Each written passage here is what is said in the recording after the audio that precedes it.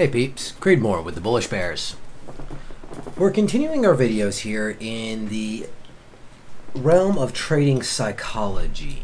Trading psychology deals with many things from before you become a trader, your journey into becoming a trader, and whilst you are a trader, the different life aspects and emotional bridges you'll have to cross, sometimes even physical barriers. Well, let's get this first portion covered here. So in the previous video, we discussed about the thoughts and emotions you feel when you get the idea to become a trader. Picture this in your mind. You've signed up for your trading account, you've put a couple $100 in the trading account, and you've seen a couple of these services, but you're not too sure you want to join one, and you decide to go out on your own. Well, that can be both a good and a bad thing. The good portion of it is a lot of people learn by school of hard knocks. They just continuously make mistakes, realize things, and then continue to build themselves. Granted, they don't always do it on paper, so they end up losing their money. If you're new to this and don't know what I mean by paper, I mean paper trading, a demo account. Companies such as TD Ameritrade and the like do offer the ability to trade with live trading data, but without the risk of losing your own money. We at the Bullish Bears always recommend that if you're just getting out with trading, start with a demo account and build up that trader's intuition when it comes to working with tickers. Eventually you will get the nomenclature of terminology of what we are trying to describe as we go about our live trades. Having a better understanding of all of this is going to do enormous leaps and bounds for your mental sanity and your ability to take well-educated trades without financial risk. Now, the only thing that it does cost you is time. So that is something you have to do the due diligence to put in the time and effort required to become a good trader. But I digress. So you've loaded up your account, you're getting ready to trade, and all of a sudden you pull up the chart and you see something wacky like this. You've pulled up a video, a free live stream on, and you see something odd like this. Well, what does all of this mean? You know, your heart's pounding, the market's open, the bells rang, and you throw on a trade for $200. You see it go up, you see it go down. You're watching your P&L gracefully going to plus 20% and then out of nowhere falling by 50%. So you're down 50% on your money now. This can be very stressful for a lot of people, especially brand new traders. Again, why we suggest the demo account.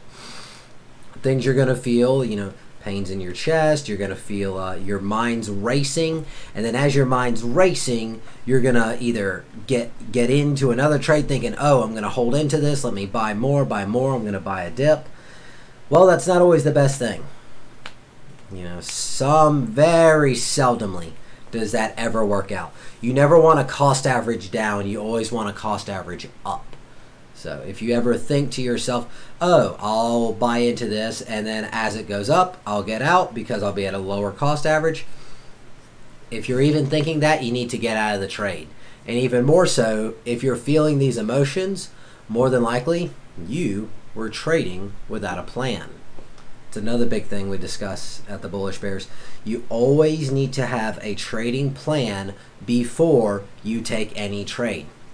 You can see right in here, if you're using Thinkorswim, you do have the ability to add a scratch pad right in here to, one, put a little motivational thing for you, but two, and more so, or moreover, you're able to actually write out your trading plan so you will stick to it. This is your money and your time. You need to stick with what you're saying you are going to do because you have back tested and looked at these different things. If you haven't back tested a trading strategy or anything of the sort, then you need to do that before you ever take a trade. You need to check it out on a demo account and make sure that, hey, this style that is required to trade this way fits the way I feel that I like to trade. Now, your feelings on the way you'll like to trade will shift over time, but to start with, you need a good, strong foundation. The reason I have these two up, some people are a colors type person. They are able to trade over seeing just different colors, and that's how they know to get in and get out of the trades. Some people are strictly numbers and lines. You can see I use a combination of both, but some people like one over the other. You can see there 1,000, even more than 1,000 different ways to see the same data. It's just all about how you perceive it. And understanding how you perceive information is going to do wonders for your mental health as a trader. Your mental health is just as important as your physical health, and as important as the health of your account. If you're in a bad state of mind, then you don't need to take a trade. That's just all there is to it. So let's bring all of that together in a recap. You need to make sure that you have a trading plan. Before you're ever going to put live money on, you need to make sure that you're in a good mindset and the trading plan that you are going to use has been back tested. You need to take care of all of the little small moving parts, so when you get into placing in a live trade and you see movements like this, that you don't tend to freak out. Freaking out about a position is not going to help you one bit. That's just all there is to it. Another portion we discussed here is keeping track of everything you're doing with your scratch pad here, or the trade data sheets that we offer in the Bullish Bearish Day Trade Room. Whether you want to do an Excel spreadsheet or a Microsoft Word document, you need to specifically track how your trades are doing, what you're noticing, and what you're not noticing that you've begun to notice over time. This is the portion where you may want to take notes. So I'll give you a second to grab a pen or pencil and a piece of paper. These are the things that I suggest that you need to keep track of as a new trader. 1. Was it a stock, option, future, or forex trade? 2. What was the name of the ticker?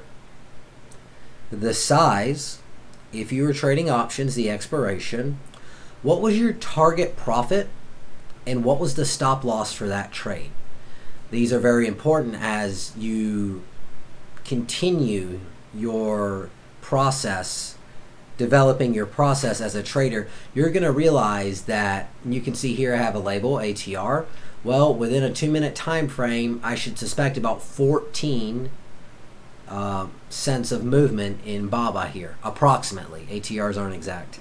But in knowing that, you're able to establish to yourself, well, if I know that I am only looking for 14 to 15 cent of movement, I shouldn't try to make a profit of 60 cent, 80 cent, $2 without a warranted reason. So you see how that helps you. Always make sure to keep down your target profit and your stop losses. Okay, part 3, your trade plan. You need to write down your trade plan altogether. Physically write it out, and that way you can begin to develop. Me, on the color code system here, I know when I see red on a 5-minute chart, more times than not, we continue to follow that trend, and that's exactly what we did. We followed that trend for 3 bars.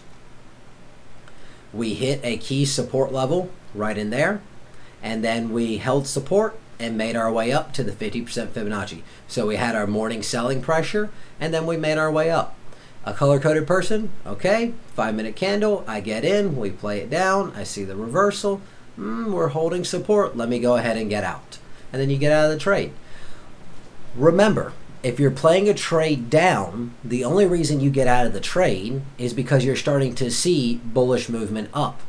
This allows you, with the proper emotional control and psychological control, to go, okay, I'm out of my bearish position, let me now take a bullish position. And vice versa. The only reason we get out of a bullish trade is because we see bearish action. So that's something to keep in mind. Make sure you write down your trade plan. Number 4, notes during the trade.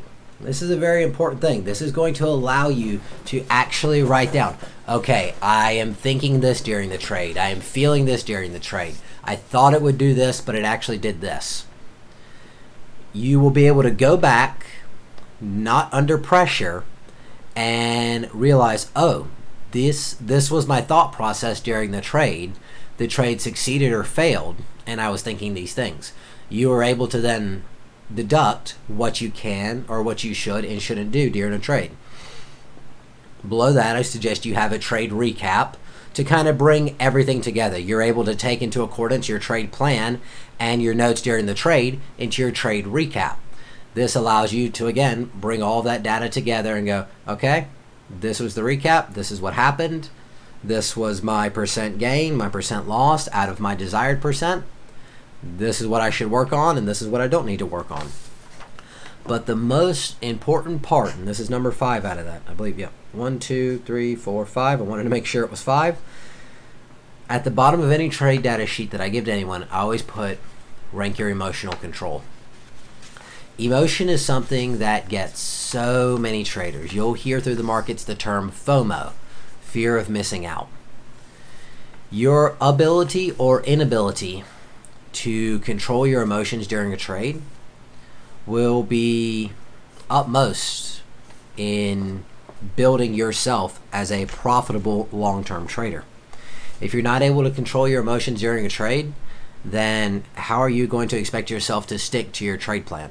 So in ranking your emotional control, in being honest with yourself, nobody else has to see this stuff. It's only you. Be dead honest with yourself. You got to be hard on yourself so you can continue to grow. Rank yourself on your emotional control. In all of my years of doing this, I cannot say that I've ever had a 10 on a 1 to 10 scale. I think the highest I've ever had was an 8 or 9. And the fact is that even I, after all of this, some trades, I still get the, I was thinking this, or, oh, I'm happy about all this. Zero emotion during a trade is what you're aiming for. And as you continue your growth, you can look at 30-year veteran traders, 40-year veteran traders. They're still going to tell you the same thing. When they put on that big trade, there's always just a little bit of emotion. They do their best to suppress it and stick to their plan, but there's always a bit of emotion, and that's what you're trying to take out of your trades. So, alrighty, I think that covers a lot of the beginnings of getting into trading, the emotions you'll feel and the ways to regulate that. In our next video, we're going to discuss the emotions that you will feel as you're deciding what trade to put on with that morning's action. We'll be focusing on a morning mid-trade, and make sure you keep an eye out for that video. We'll cover the emotions during the trade, the thought process, and all of that. Otherwise, I think that's everything that I have. So, yeah, make sure you check out the chat rooms, the day trade rooms. Check out the links below. Like and subscribe. And yeah, so as always, remember, your trades are in the history. I'll see you around.